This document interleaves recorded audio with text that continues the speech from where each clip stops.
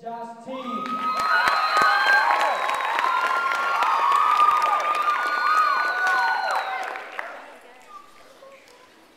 promise to keep my feet planted and remember my roots. The stronger than steel-toe boots, I've kicked habits strong enough to inhabit the mind and rot the soul because I have a mother and father who know how to take control.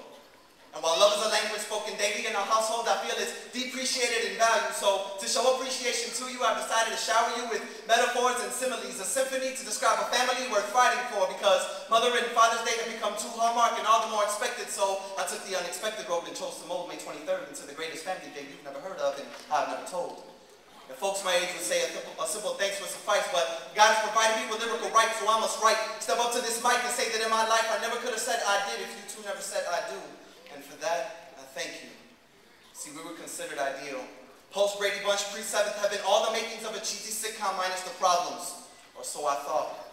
And my pride overshadowed the underlining between the lines, and I'd lie to myself and others to say that everything is fine. And like a fine wine laced with cheap liquor, it looked delicious, but the taste was bitter. And from that point on, I realized no family's exempt from peaks and valleys. Leaks in families. Weaknesses can tally without proper guidance, so God removed us from that dark alley, and I thought that I was safe now. That I could let my guards down now. That I could let weak levees hold back the flood from a heart shaped like a bowl. And 3 years later I began to fold in, but the woe was no longer with the family, the battle lied within me, but I hold it in, staring at that 17-inch monitor, trying to find satisfaction in the sins the sermon just preached against last Sunday. Disrespecting that one man who made up man, pulled out my rib to make beauty in the form of respect and integrity, but my heart is exposed, being blackened, so I see a lack thereof. And it never really hit me until you discovered my flaws. Perhaps wondering where you went wrong, and I felt your betrayal. And if a male wore a veil to hide his innocence, I ripped and replaced it with a blindfold because I no longer knew where I was headed and I was too ashamed to even look at you. But you removed the blindfold from my eyes, kissed me on my forehead, and let me know that it'll be all right.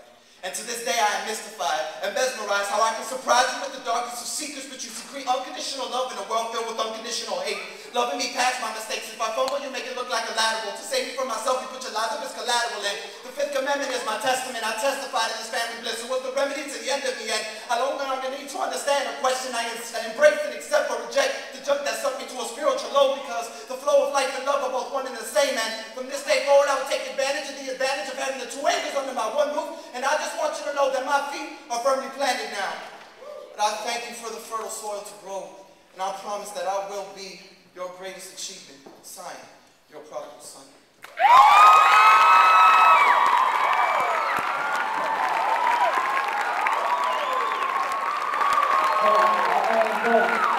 My name is Torres.